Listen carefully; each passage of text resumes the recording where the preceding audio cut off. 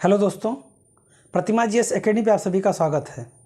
दोस्तों, current affair शुरू करते हैं और आप लोगों से निवेदन करते हैं कि ज़्यादा से ज़्यादा लोगों को शेयर करें और हमारा सहयोग करें। तो शुरू करते हैं। आज का पहला पॉइंट है राष्ट्रीय एकता दिवस। 31 अक्टूबर को 31 अक्टूबर को राष्ट्रीय एकता दिवस मनाया जाता है। प्रतिवर्ष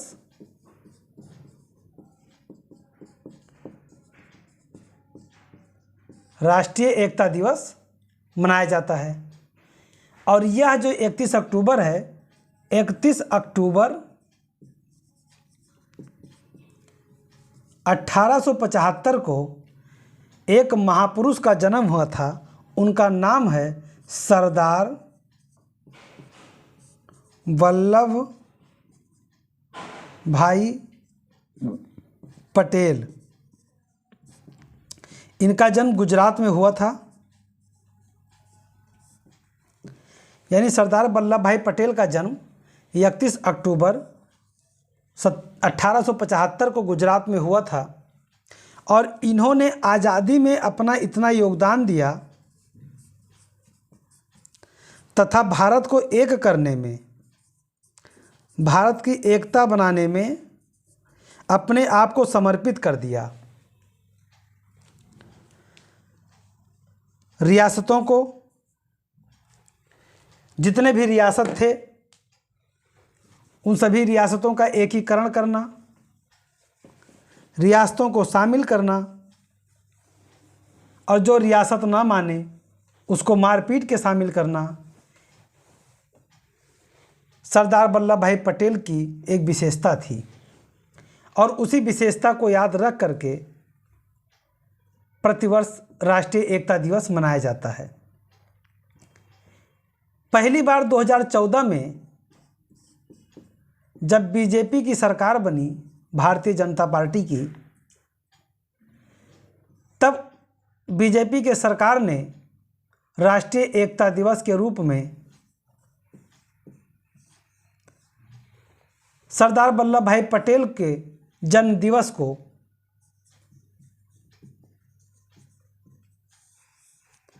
उनके श्रद्धांजलि के रूप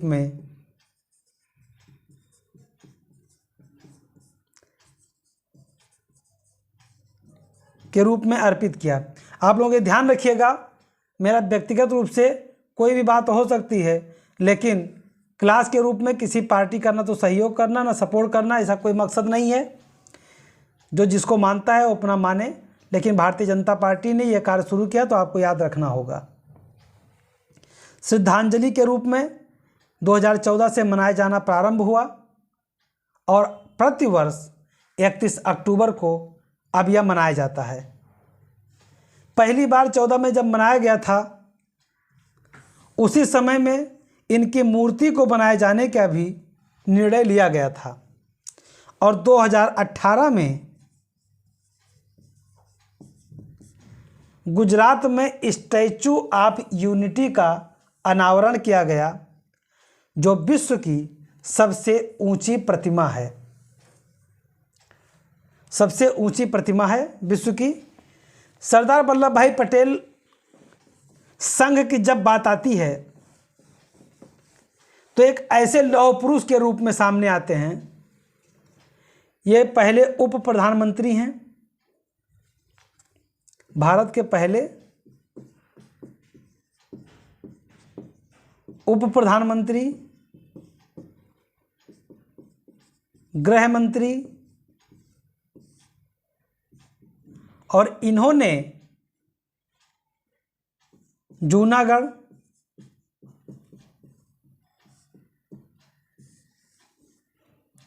हैदराबाद,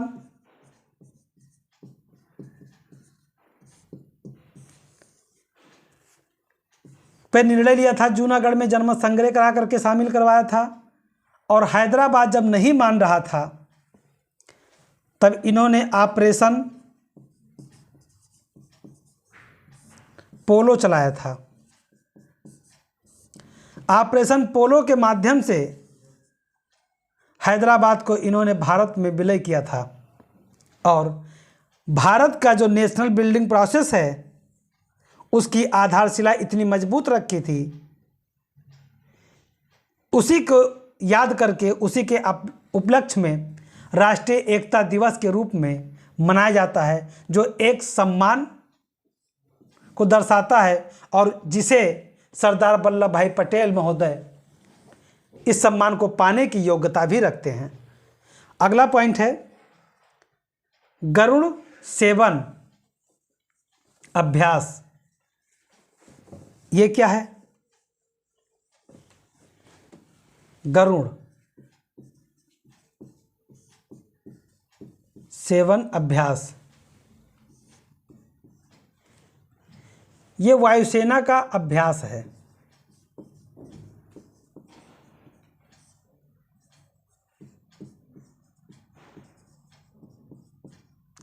वायुसेना का अभ्यास है और इसमें 2 देश शामिल होते हैं, एक भारत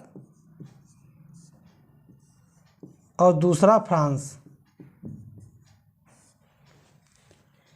एक बार भारत करेगा आयोजन तो दूसरी बार फ्रांस करेगा, फिर भारत, फिर फ्रांस, फिर भारत, फिर फ्रांस, फिर भारत। यानी अगर ये 7वां संस्करण है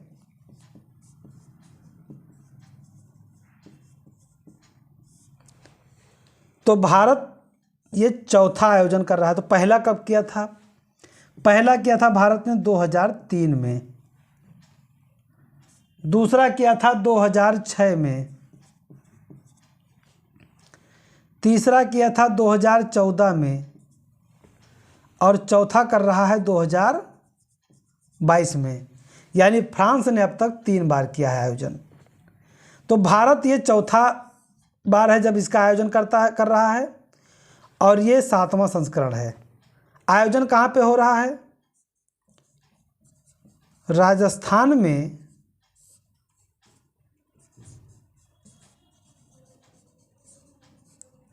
जोधपुर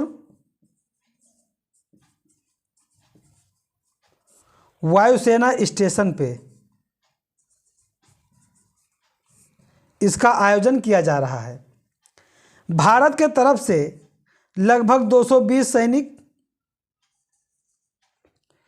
और राफेल एवं अन्य लड़ाकू विमान तेजस इसमें शामिल हो रहे हैं और फ्रांस के तरफ से भी लगभग ऐसे ही।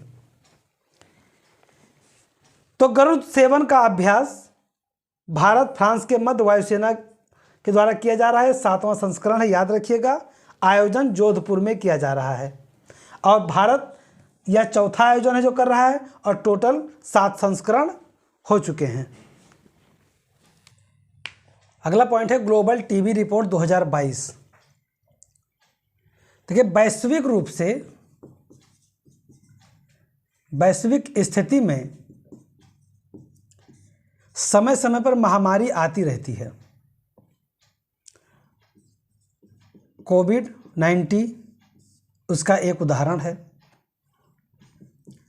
तपेदिक एक समय था कि किसी को अगर टीबी पहले हो जाता था, ट्यूबरकुलोसिस हो जाता था, तो लोग कहते थे उसके हाथ का पानी न पियो, उसके आसपास न बैठो, जो कि छूत की बीमारी है भी। लेकिन अब ट्रीटमेंट के रूप में तपेदिक या क्षय रोग टीबी को भी नियंत्रित किया जा सकता है। ग्लोबल टीबी रिपोर्ट 2022 को WHO ने जारी किया है। विश्व स्वास्थ्य संगठन इन्होंने जारी किया है और प्रति वर्ष जारी करते हैं। तो विश्व स्वास्थ्य संगठन की स्थापना कब हुआ था? 7 अप्रैल 1948 को। इनका मुख्यालय है जिनेवा में।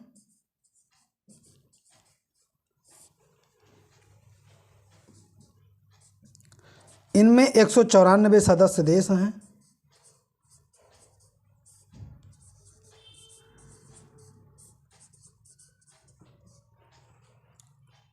और इसके जो निरीक्षक हैं, मतलब महानिदेशक हैं, वो टेड्रोस एडनाम ग्रेवेपस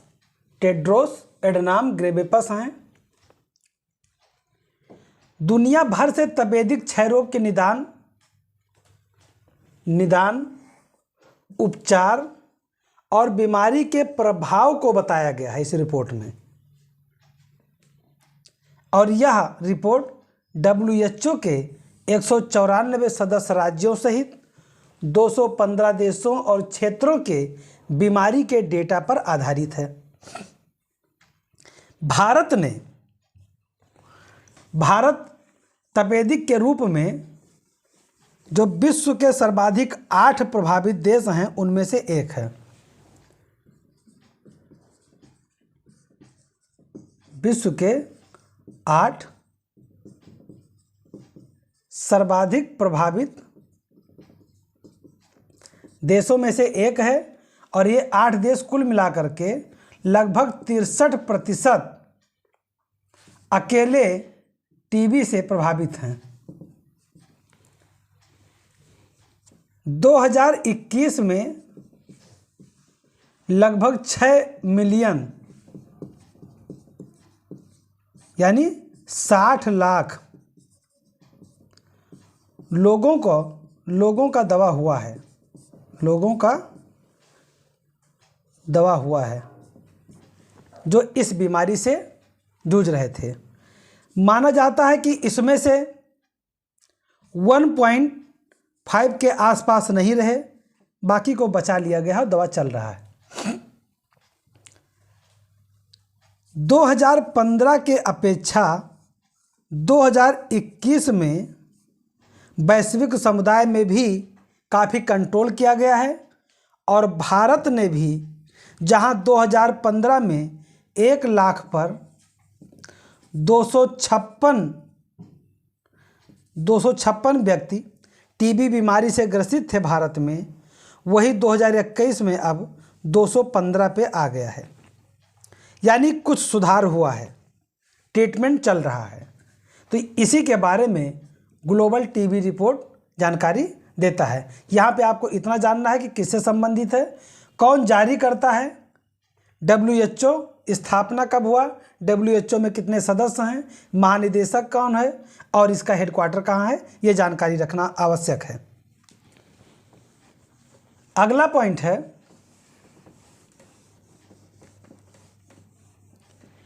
UNSC-CTC की मेजबानी United nation security council and committee on terrorist control, ये एक समिति बनाई गई थी संयुक्त राष्ट्र के द्वारा।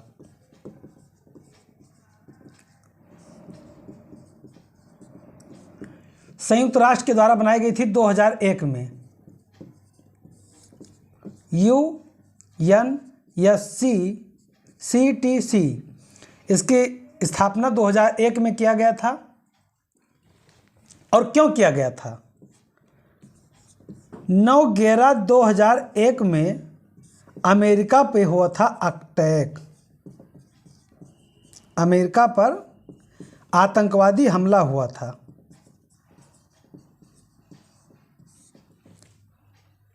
और इस आतंकवादी हमला होने के बाद अमेरिका को समझ में आया कि भारत कहता है कि आतंकवाद खतरा है, आतंकवाद खतरा है। तब तक समझ नहीं आया था इनको, लेकिन जैसे 9/11 2001 में आक्रमण हुआ, समझ में आया भारत सही कहता है, आतंकवादी है, और तुरंत UNSC में CTC की स्थापना कर दी गई। CTC की स्थापना करने के बाद आतंकवादियों को कंट्रोल करने के साथ ही ये पहला अवसर है कि 2022 में UNSC-CTC की मेजबानी भारत ने किया है। ये पहला अवसर है कि भारत ने इसकी मेजबानी किया है और बढ़ चढ़ करके इसने आतंकवाद को परिभाषित करते हुए पूरी व्याख्या सहित कार्य किया है। इसका प्रभाव कैसे हुआ? रुचिका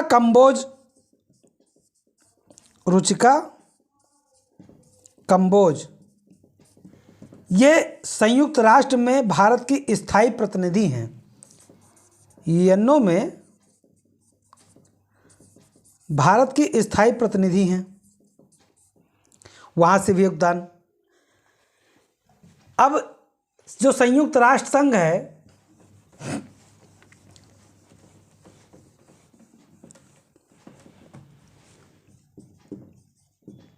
आपको पता है कि इसके 6 भाग हैं। 6 भाग में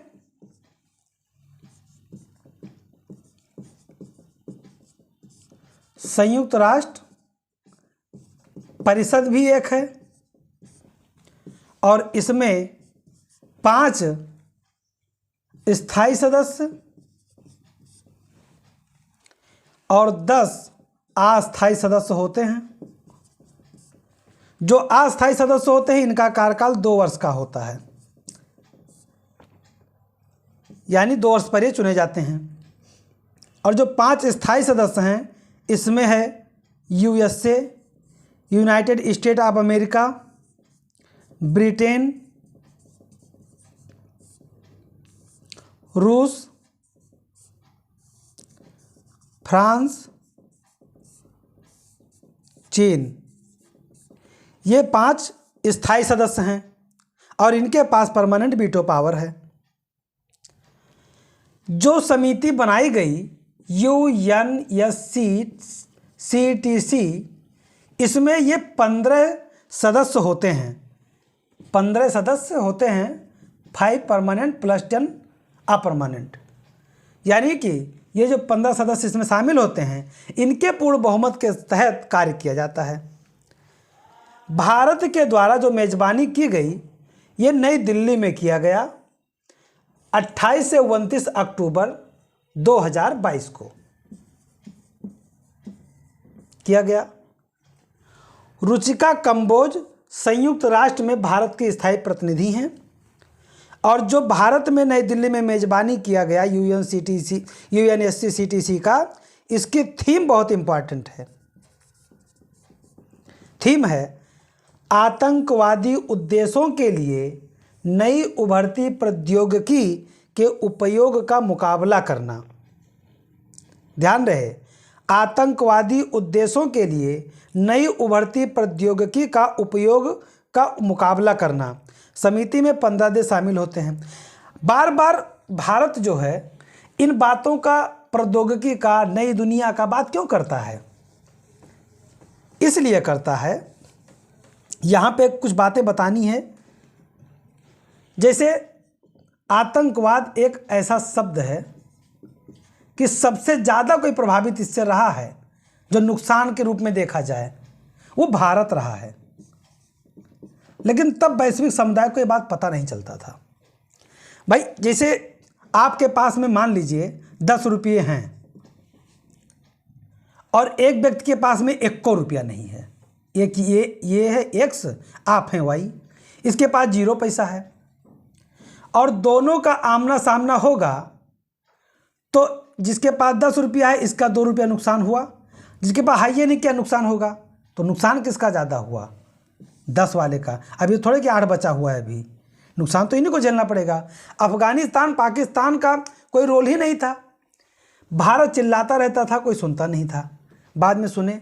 तो अब जब से मोदी की कूटनीति रही है पूरे वैश्विक समुदाय में, वो सीधे कहते हैं कि अब आज की दुनिया